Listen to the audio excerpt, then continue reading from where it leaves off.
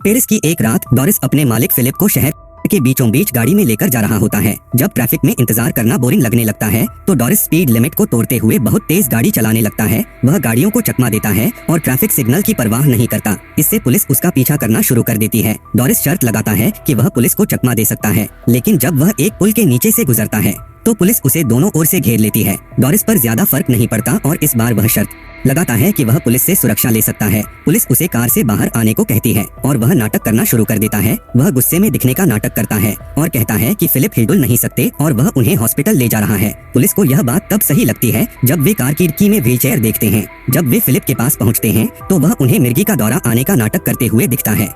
यह एक इमरजेंसी स्थिति मानकर पुलिस डोरिस को स्पीड लिमिट तोड़ने के लिए माफ कर देती है और उसे हॉस्पिटल तक प्रोटेक्ट करने की पेशकश करती है। शर्त जीतने का जश्न मनाने के लिए Doris earth wind and fire का गाना सितंबर बजाता है। जब वे अपनी मंजिल पर पहुंचते हैं तो पुलिस के जाने के बाद डोरिस और फिलिप साथ में सिगरेट पीते हैं।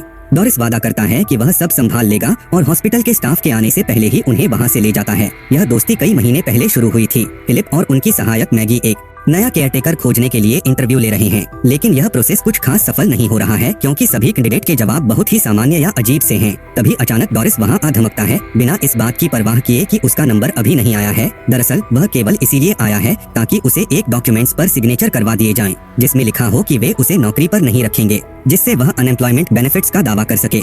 डोरिस बहुत ही साफ और थोड़ा रूखा व्यवहार करता है, यहाँ तक कि मैगी के साथ फ्लर्ट भी करता है, लेकिन फिलिप को यह सब मजेदार लगता है। वह डोरिस से कहता है कि अगले दिन आकर अपने डॉक्यूमेंट्स ले जाए। डोरिस फिर अपने साधारण से मोहल्ले वाले घर लौटता है और नहाने की कोशिश करता है, लेकिन उसके छोटे छोटे भाई बहन उसे बार बार परेशान करते रहते हैं। वह बड़ी मुश्किल से नहाना पूरा कर पाता है और वह भी अपनी बहन मीना की मदद से, जो अन्य भाई बहनों की तुलना में थोड़ी बड़ी और जिम्मेदार है। अपनी माँ के आने का इंतजार करते हुए डोरिस खिड़की से बाहर देखता है और नोटिस करता है कि उसका भाई एडम एक खतरनाक कार से बाहर निकल रहा है। जब एडम घर में आता है तो वह सिर्फ इतना कहता है कि वह स्कूल में था और तुरंत अपना बैग लेकर फिर से बाहर चला जाता है, जिससे डोरिस को और भी यकीन हो जाता है कि वह कुछ गड़बड़ कर रहा है। शाम को उनकी माँ घर आती है। डोरिस उन्हें एक कीमती सोने का आंडा गिफ्ट करता है और जब माँ पूछती है कि वह इतने समय से कहाँ था तो वह कहता है कि वह छुट्टी पर था। लेकिन उसकी माँ खुश नहीं होती क्योंकि वह पूरे 6 महीने गायब रहा और कभी फोन भी नहीं किया। अब अचानक वह ऐसे आ गया है जैसे उनका घर कोई होटल हो। वह डोरिस से बेहद नाराज होती हैं और उसे घर से बाहर निकाल देती हैं, यह कहकर कि अब वापस मत आना। डोरिस रात अपने मोहल्ले के दोस्तों के साथ सिगरेट पीते और स्नैक्स खाते हुए बिताता है।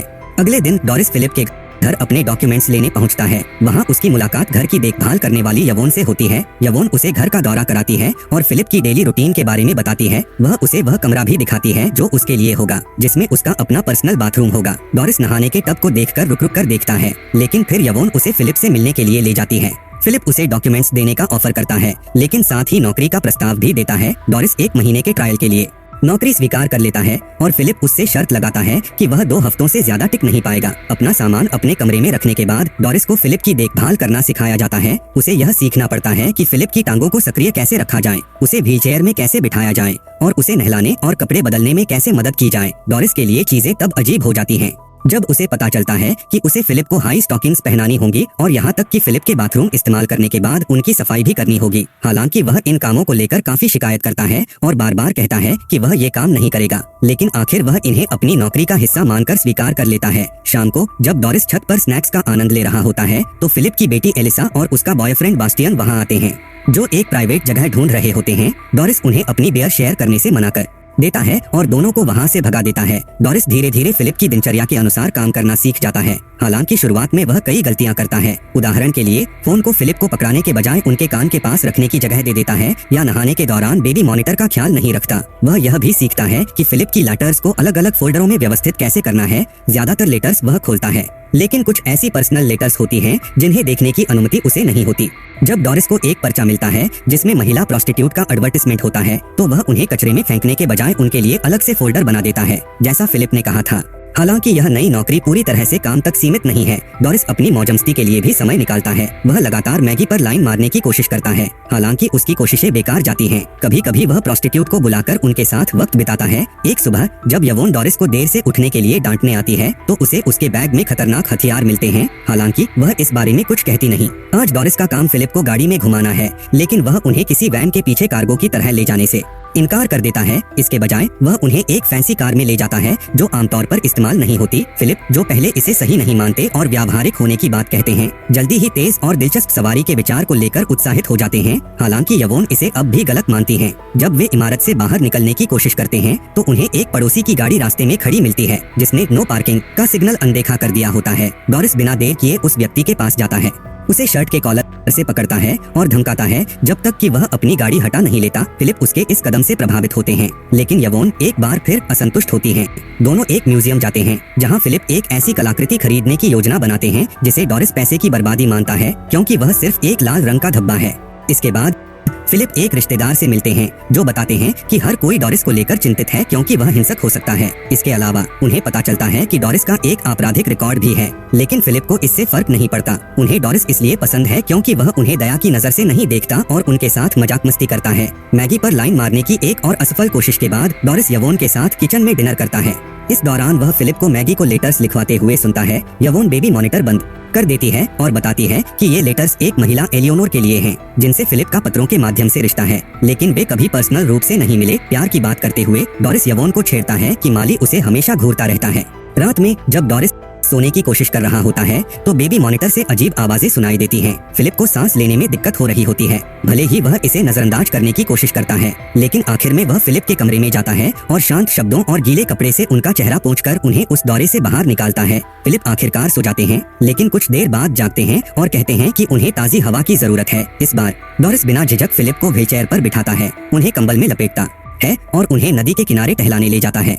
यह पहली बार है जब फिलिप ने इतने लंबे समय बाद रात में पेरिस देखा। अब जब वह ज्यादा शांत होते हैं तो वह डोरिस को बताते हैं कि दवाएं उनकी सीमित मदद करती हैं और उन्हें कभी कभी फैंटम पेन होता है। जब वे सड़क पर कुछ लड़कियों को देखते हैं तो फिलिप यह भी स्वीकार करते हैं कि वह अपनी स्थिति के कारण किसी महिला को शारीरिक रूप से संतुष्ट नहीं कर सकते, लेकिन वह अपने कानों की मालिश से खुशी का अनुभव करते हैं क्योंकि वे उनकी संवेदनशील जगह हैं। जब भ्रमपूर्ण दर्द फिर से उभरने लगता है तो डोरिस अपना एक जॉइंट सिगरेट फिलिप के साथ शेयर करता है। पहले तो फिलिप को शक होता है, लेकिन बाद में उन्हें यह अच्छा लगने लगता है। इसके बाद वे एक रेस्टोरेंट जाते हैं जहां वे हंसी मजाक करते हुए खाना खाते हैं। इस दौरान फिलिप अपनी कहानी बताते हैं। वह अपनी पत्नी से तब मिले थे जब वे छात्र थे। शादी के कुछ समय बाद उनकी पत्नी के 5 बार गर्भपात हुए और उन्हें एक लाइलाज बीमारी हो गई। तभी उन्होंने एलिसा को गोद लिया। फिलिप को हमेशा प्रतियोगिताएं, खतरनाक खेल और तेज रफ्तार पसंद थी और पैराग्लाइडिंग ने उन्हें यह सब दिया।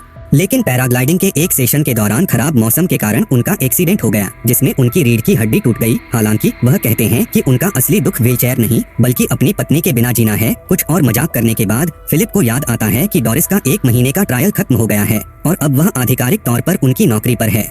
लेकिन फिलिप उसे यह भी याद दिलाते हैं कि उसे कीमती सोने का आंडा वापस लाना होगा क्योंकि वह उनकी पत्नी का तोहफा था। उनकी पत्नी उन्हें हर साल एक एग देती थी और उनके पास कुल 25 एग्स हैं जो उनके साथ बिताए गए सालों का प्रतीक हैं। अगले दिन डोरिस स्कूल से निकलती हुई अपनी बहन मीना से बात करता है। मीना थोड़ी नाराज है क्योंकि डोरिस उसके मैसेज का जवाब नहीं देता, सिवाय तब जब उसे एग ढूंढने के लिए कहता है। वह यह भी बताती है कि कुछ पुलिस वाले उनके घर फोन कर रहे हैं। इसके बाद वह अपने भाई एडम से मिलने जाता है जो स्वीकार करता है कि पुलिस को उसके पास से 30 ग्राम ड्रग्स मिले थे। डोरिस उसे लंच पर ले जाना चाहता है, लेकिन एडम इनकार कर देता है और उसी खतरनाक कार में बैठकर चला जाता है जिसे डोरिस पहले देख चुका था। बाद में डोरिस को इजाजत दी जाती है कि वह उस समय मौजूद रहे जब फिलिप मैगी को एलियोनोर के लिए अपनी चिट्ठी लिखवाते हैं। डोरिस को यह बोरिंग और बहुत मुश्किल लगती है और वह सोचता है कि फिलिप को सीधे सपाट तरीके से लिखना चाहिए। वह यह जानकर और भी हैरान हो जाता है कि यह सिलसिला 6 महीने से चल रहा है और उन्होंने कभी तस्वीरों का आदान प्रदान नहीं किया। जब डोरिस को लेटर्स में एलियोनोर का फोन नंबर मिलता है तो वह इसे संकेत मानकर कॉल कर देता है, जिससे फिलिप को मजबूर होकर फोन लेना पड़ता है और पहली बार लिखित शब्दों के बाहर उससे बात करनी पड़ती है। उनकी बातचीत इतनी अच्छी होती है कि अब फिलिप लगातार एलियोनोर के साथ फोन पर रहते हैं, यहाँ तक कि तब भी जब वे डोरिस के साथ ओपेरा में जाते हैं। ओपेरा के दौरान डोरिस वहाँ के कपड़ों का मजाक उड़ाकर हंसता रहता है। अगले दिन डोरिस फिलिप को एलियोनोर के साथ तस्वीरों का आदान प्रदान करने के लिए मना लेता है और व्हीलचेयर में बैठे हुए फिलिप की एक तस्वीर चुनता है। बाद में जब वह पेंटिंग कर रहा होता है तो एलिसा उसके कमरे में सिगरेट मांगने आती है और उसका मजाक उड़ाती है कि वह कलात्मक बनने की कोशिश कर रहा है। गुस्से में वह उसे बाहर निकाल देता है और फिर फिलिप के पास जाता है जो यवोन से कह रहे होते हैं कि चुनी हुई तस्वीर को बदलकर उनकी ऐसी तस्वीर भेज दी जाए जब वह विकलांग नहीं थे। यवोन वह तस्वीर प्रोस्टिट्यूट के फ्लायर में छिपा देती है। तभी डोरिस कमरे में आता है और एलिसा की शिकायत करते हुए कहता है कि फिलिप को उसे अनुशासित करना चाहिए। यवोन भी इससे सहमत होती है। फिलिप उससे बात करने का वादा करते हैं, लेकिन वह तब हैरान हो जाते हैं जब डोरिस गलती से बता देता है कि वह पेंटिंग कर रहा है। दिन गुजरते रहते हैं और फिलिप और डोरिस की दोस्ती मजबूत होती जाती है। डोरिस उसे बर्फ में खेलने ले जाता है, उसे दौड़ के लिए बाहर ले जाता है और फिलिप उसे उसका पहला सूट दिलवाते हैं। फिलिप अपनी बेटी को डांटते हैं और डोरिस बेबी मॉनिटर से यह सब सुनता है। जब डोरिस अपनी पहली पेंटिंग खत्म करता है तो वह इसे मैगी को दिखाता है, जो उसे चूमने की कोशिश पर उसे थप्पड़ मार देती है। हालांकि फिलिप को पेंटिंग पसंद आती है और वह वादा करते हैं कि इसे बेचने की कोशिश करेंगे। दोनों मिलकर तेज कार खरीदने, जॉइंट्स शेयर करने और यहाँ तक कि प्रोस्टिट्यूट को बुलाने में खूब मजे करते हैं। जब फिलिप का जन्मदिन आता है तो वह इसे लेकर ज्यादा उत्साहित नहीं होते। हर साल वह ऐसे दिखाते हैं जैसे उन्हें सरप्राइज हो रहा है, लेकिन उन्हें उन रिश्तेदारों से मिलना पड़ता है जो केवल यह देखने आते हैं कि वह अभी जिंदा है या नहीं। फिलिप कहते हैं कि यह सब काफी बोरिंग होगा। जब वह और मेहमान लाइव क्लासिकल म्यूजिक का आनंद ले रहे होते हैं तो डोरिस एलिसा को ढूंढता है, जो अपने कमरे में रो रही होती है। उसने यवोन की गोलियां खा ली होती हैं, हालांकि ये जानलेवा नहीं थी। वह दुखी है क्योंकि बास्टियन ने उसे छोड़ दिया और उसे अपमानित किया। वह डोरिस से कहती है कि वह बास्टियन से बात करे और डोरिस यह काम एक शर्त पर करने के लिए तैयार हो जाता है। इसी बीच फिलिप अपने रिश्तेदार को डोरिस की पेंटिंग दिखाते हैं और उसे 11,000 यूरो में बेचने के लिए मना लेते हैं। डोरिस वापस डाइनिंग रूम में आकर यवोन से बात करता है, जो उसे बताती है कि मैगी किसी फ्रेड नाम के शख्स के साथ रिश्ते में है, लेकिन उनके बीच सब कुछ ठीक नहीं चल रहा, जिससे डोरिस को उम्मीद बनती है। जैसे जैसे पार्टी खत्म होने लगती है, फिलिप डोरिस को क्लासिकल म्यूजिक के कुछ महत्वपूर्ण गाने सुनाते हैं, लेकिन डोरिस केवल मजाक में जवाब देता है। बैंड के खत्म होने के बाद डोरिस अपना आईपॉड लाता है और बूगी वंडरलैंड अर्थ वाइंड फायर का गाना बजाकर डांस फ्लोर के बीचों बीच डांस करना शुरू कर देता है। वह शानदार डांसर है और पार्टी में बाकी लोगों को भी डांस करने के लिए मना लेता है, जिसे देखकर फिलिप को बहुत मजा आता है। बाद में जब वह फिलिप को बिस्तर पर सुला रहा होता है तो डोरिस एलियोनोर की नई चिट्ठी खोलता है।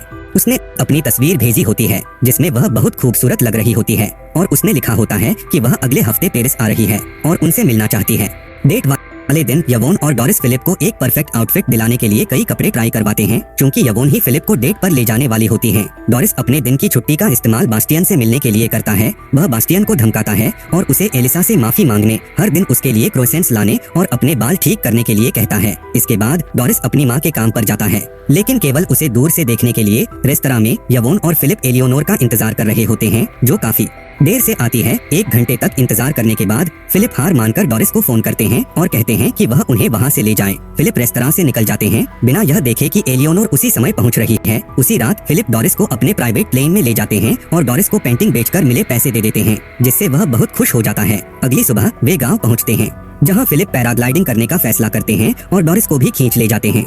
डोरिस पहले तो डरता है, लेकिन बाद में उसे यह अनुभव मजेदार लगता है कि फिलिप को अभी नींद नहीं आ रही होती। वह डोरिस को अपने साथ एक पेंटिंग देखने को कहता है और फिर उससे उसके परिवार के बारे में पूछता है। शुरुआत में डोरिस बात करने से इनकार करता है, लेकिन आखिर वह अपनी कहानी बताता है। पता चलता है कि एडम तकनीकी रूप से उसका भाई नहीं है और उसके माता पिता असल में उसके असली माता पिता नहीं हैं, बल्कि उसके चाचा चाची हैं। वे उसे तब सेनेगल से लेकर आए थे जब वह 8 साल का था, क्योंकि वे खुद बच्चे पैदा नहीं कर सकते थे। उसका असली नाम बाकरी बासारी है, लेकिन चूंकि उस नाम के कई और बच्चे थे, उन्होंने उसे इदरीस बुलाना शुरू किया और बाद में वह डोरिस बन गया। कुछ समय बाद उसकी चाची चमत्कारिक रूप से गर्भवती हो गयी।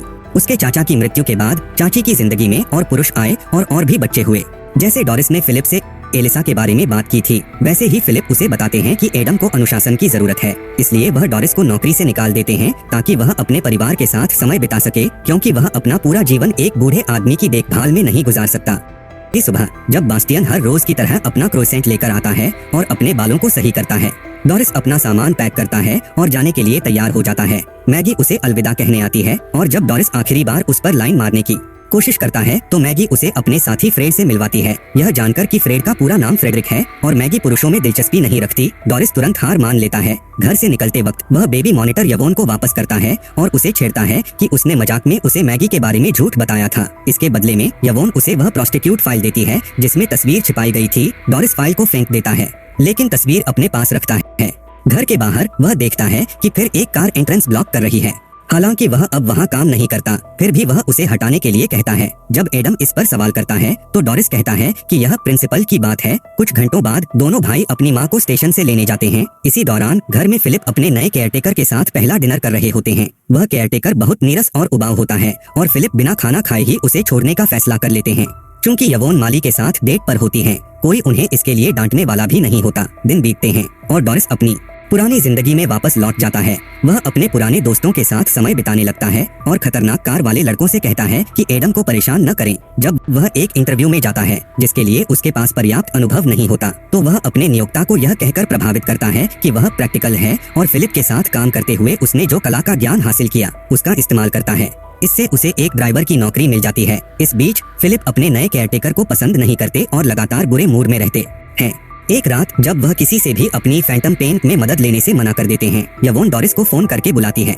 इस तरह वे खुद को उस स्थिति में पाते हैं जहां से कहानी शुरू हुई थी। पुलिस उनका पीछा कर रही थी और फिर उन्हें हॉस्पिटल ले जाती है। उस छोटे से रोमांच के बाद डोरिस फिलिप को समुद्र किनारे ले जाता है। समुद्र का नजारा देखकर फिलिप शांत हो जाते हैं। कुछ समय बाद डोरिस फिलिप की बढ़ी हुई दाढ़ी की देखभाल करता है और उन्हें लंच के लिए एक रेस्टोरेंट में ले जाता है। हालांकि वह वहां नहीं रुकता क्योंकि फिलिप के साथ कोई और वक्त बिताने वाला होता है। डोरिस उन्हें शुभकामनाएं देता है, उनका एग वापस देता है और चला जाता है। फिलिप अकेले होने की चिंता करने लगते हैं, लेकिन फिर देखते हैं कि उनकी डेट कौन है, एलियोनोर, जो उन्हें देखकर खुश होती है और व्हीलचेयर को लेकर कोई फर्क नहीं महसूस करती। असल जिंदगी में काउंट फिलिप पोज़ो डी बोर्गो अब मोरक्को में रहते हैं। उन्होंने दोबारा शादी कर ली है और उनकी 2 बेटियां हैं। असल में डोरिस का नाम अब्देल यास्मीन सेलू है। उनकी खुद की एक कंपनी है और वह शादीशुदा हैं और उनके 3 बच्चे हैं। आज भी दोनों आदमी बहुत अच्छे दोस्त हैं।